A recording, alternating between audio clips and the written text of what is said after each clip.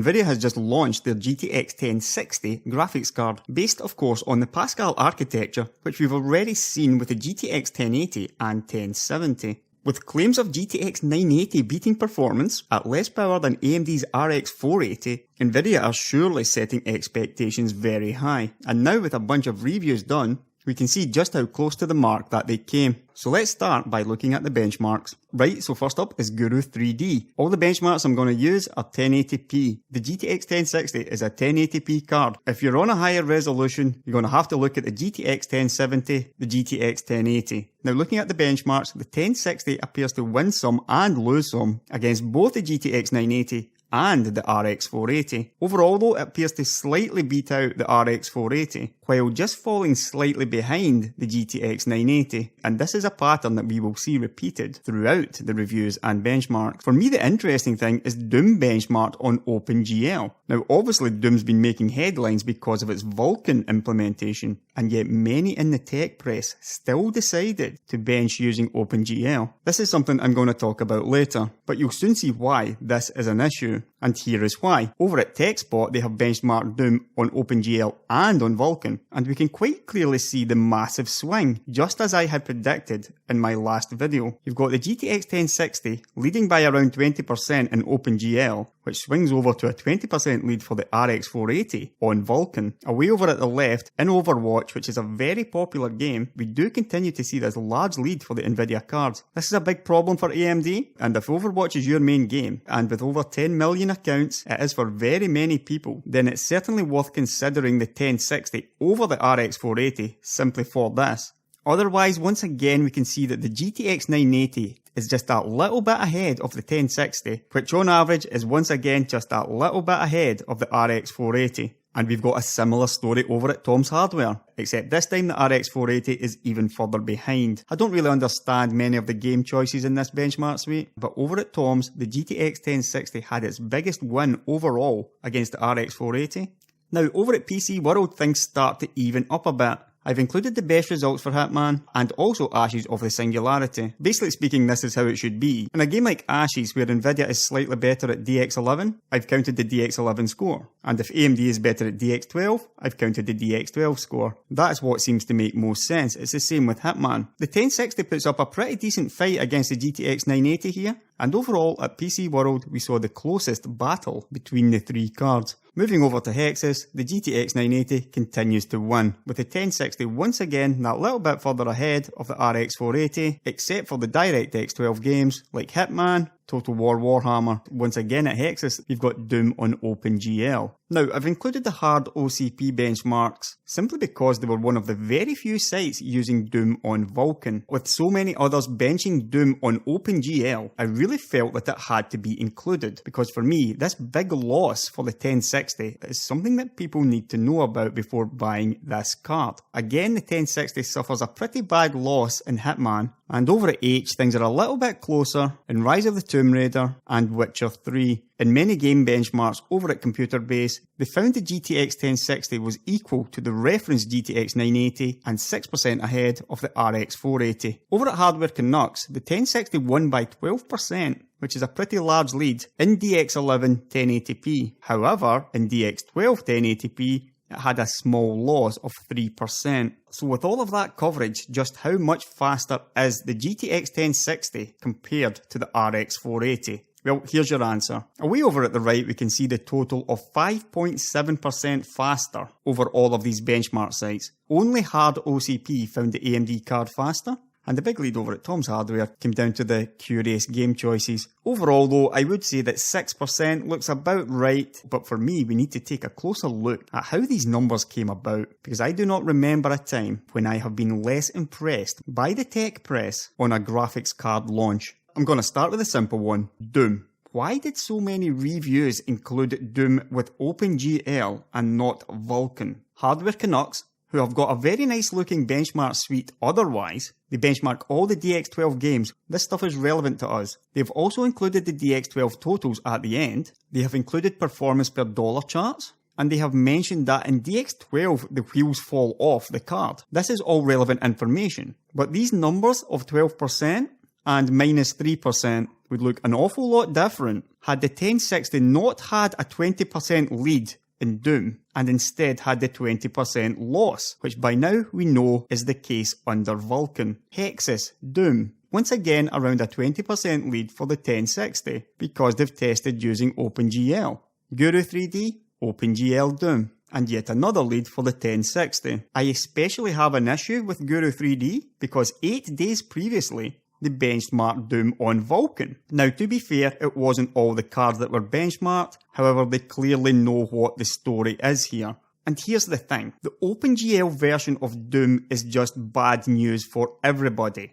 We saw over at TechSpot that Nvidia does gain performance. Vulkan is just a win for everybody, and for me this is probably a bigger story than the card itself. Looking over at Tom's Hardware benchmark suite, I just find this incredible that a website like Tom's Hardware can actually believe that this is acceptable. We have how many? 6 out of 9 games are GameWorks titles. They've included Project Cars, a game which is more famous for its notoriety, with a completely unrealistic lead for the Nvidia cards, 51% faster than the RX 480. The benchmarked Hitman DX11 instead of DX12, and really old games like Battlefield 4 and Metro Last Light. The reviewer Chris Angelini has been in this business for a very long time, and for me this points to a real issue when a reviewer of his supposed caliber can actually look at this benchmark suite and believe that this is what consumers need to know about. 3-year-old games, DX11 Hitman,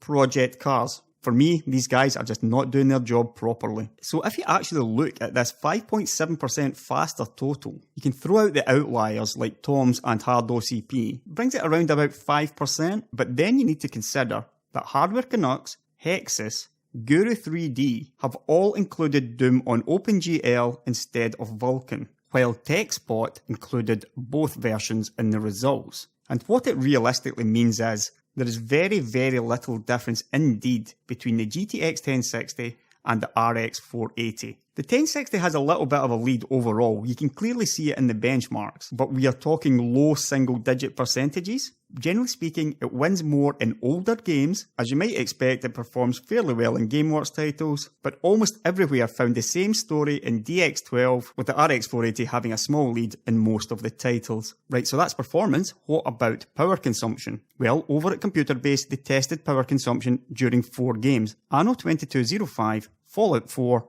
Tomb Raider and Battlefront. And here we can see that the GTX 1060 consumes even less power than the RX 480. So not only is it slightly faster, it is also more efficient. This isn't going to be a massive surprise because obviously Polaris 10, the RX 480, did disappoint in terms of power consumption. The 470 should however close this gap, but that said, there is simply no denying it. AMD's supposedly low power card is not low power enough. 23% is not a massive gap. This isn't like, for example, your R9 390 versus your GTX 970, where for a while they had similar performance, yet the GTX 970 had half the power draw. That's nothing like that here. We're much closer together. And some people may be disappointed because if you look below the RX 480, we can see the GTX 1070, which only has 15% higher power draw, but is clearly a much more powerful card than both the cards here. Simply put, the GTX 1070, your GTX 1080, this is the sweet spot of the Pascal architecture,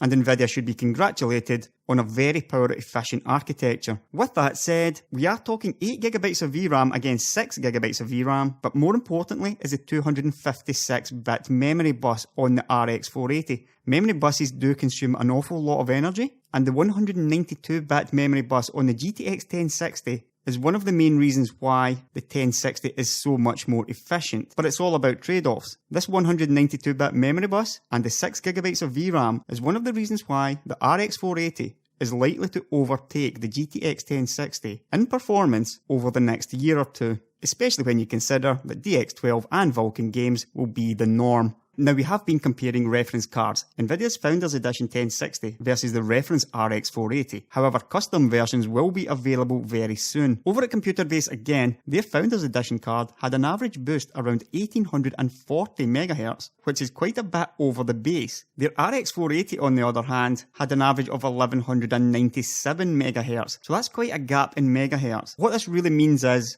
We know that Pascal can overclock to around 2050 MHz. We're not entirely sure yet about the RX 480, but if the custom cards reached 1400 MHz, they are likely to be very, very close indeed in performance to a 2.05 or 2.1 GHz GTX 1060, so it's very well worth waiting on both. The simple fact of the matter is, this Founders Edition crap, I do not like it at all. You're paying an extra $50, apparently an extra $50, $299 for this card. If you purchase the Founders Edition, it is simply not worth it. It is nonsense. Hopefully, we will see $250 cards from Nvidia's partners, and in the end, price is what it will come down to. Nvidia has a small DX11 performance lead, AMD has a small DX12 and Vulkan lead. Nvidia has slightly better power draw, but comes at a slightly higher price. For me, what this really comes down to is just how much is the AMD card going to gain in DirectX 12 and Vulkan over the next year or two.